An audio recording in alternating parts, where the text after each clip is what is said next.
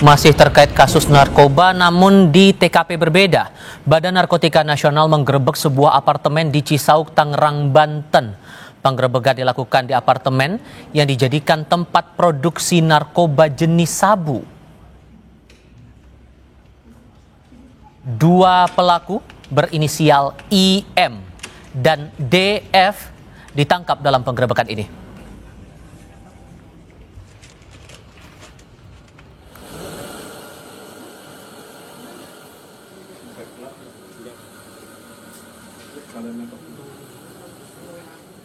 Selain menangkap pelaku, BNN turut menemukan sejumlah barang bukti seperti 319 ml sabu dalam bentuk cair, 209 gram sabu dalam bentuk padat. Sejumlah bahan kimia hingga peralatan untuk produksi sabu turut ditemukan dalam apartemen yang digerebek. Di lokasi pelaku mengekstrak obat-obatan dan menjadikannya narkoba sebelum diedarkan melalui jaringannya.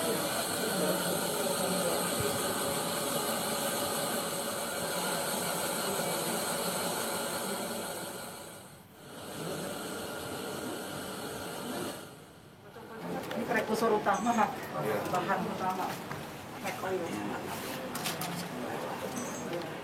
Kepala BNN Komjen Suyudi Aryoseto bilang penggerebekan dilakukan setelah BNN melakukan observasi dan pengintaian di unit apartemen yang dijadikan tempat produksi sabu. Kedua pelaku sudah menjalankan aksinya selama 6 bulan. Saat ini BNN masih melakukan pengembangan untuk mengungkap jaringan narkoba ini.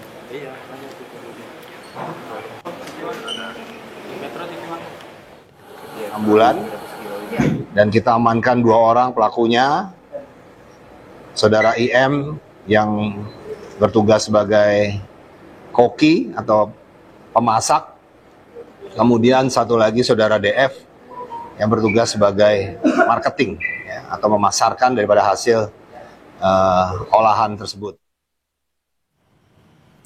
2 orang yang memproduksi sekaligus mengedarkan narkoba jenis sabu ditangkap. Lalu bagaimana pengembangan kasus ini? Kita akan tanyakan langsung kepada PLT Deputi Pemberantasan Badan Narkotika Nasional, Brigjen Budi Wibowo. Pak Budi dengan Tifal, selamat sore Pak. Selamat sore Mas Iba. Terima kasih sudah bergabung bersama kami. Bisa jelaskan kepada kami sampai akhirnya BNN bisa mengungkap kasus ini dan apakah 2 orang sudah ditangkap ini bagian dari dalang atau jaringan narkoba dalam kelas tertentu Pak? Terima kasih. Jadi pada para pemirsa semua, kami perlu informasikan bahwa pada hari Jumat kemarin tanggal 17 Oktober 2025 pukul 15.24 WIB, Badan Narkotika Nasional Republik Indonesia berhasil mengungkap clandestine laboratory yang TKP-nya berada di apartemen Serpong. Memang telah ditangkap 2 pelaku, yang satu adalah berperan sebagai mixer atau pemasak, dan satu juga marketing atau pemasar. 2 pelaku ini adalah residivis karena kami menemukan data bahwa pada tahun 2017 yang bersangkutan telah divonis pidana dengan kasus narkotika. Jadi saat ini memang BNN RI telah bekerjasama dengan Bea Cukai dan kementerian yang lain untuk mencoba menggali lebih dalam terkait dengan kasus ini. Dan skala produksi narkoba yang dilakukan keduanya ini sampai sejauh mana Pak? Untuk sementara berdasarkan kepada barang-barang bukti yang kami temukan di TKP, kemudian juga dari hasil interogasi dari para tersangka, kurang lebih selama 6 bulan produksi sabu yang dihasilkan kurang lebih sekitar 1 kilo. Artinya dalam waktu 6 bulan memang mereka ini menggunakan modus mengelabui petugas dengan cara tidak memproduksi besar-besaran, tapi sedikit demi sedikit, tapi tiap hari dia. Dan itu berlangsung skalanya nasional atau sampai ke luar negeri juga Pak? Sementara belum kami menemukan keterkaitan dengan luar negeri, jadi sementara masih dengan jaringan-jaringan lama mereka yang berada di Indonesia. Oke, ada peracik, ada pemasar. Nah, peracik ini disebut pernah belajar dari mana dia bisa meracik narkotika ini? Menurut hasil interogasi bahwa yang bersangkutan belajar dari kawannya di masa lampau yang dalam kasus yang sebelumnya, tahun 2017. Namun itu baru juga pengakuan dari yang bersangkutan. Kami masih perlu melakukan pendalaman dan memang faktanya di saat ini di kanal-kanal media sosial pun ada sebagian juga yang sudah memberikan satu pengetahuan tentang peracikan bahan-bahan kimia semacam itu. Ini juga yang perlu kami waspadai.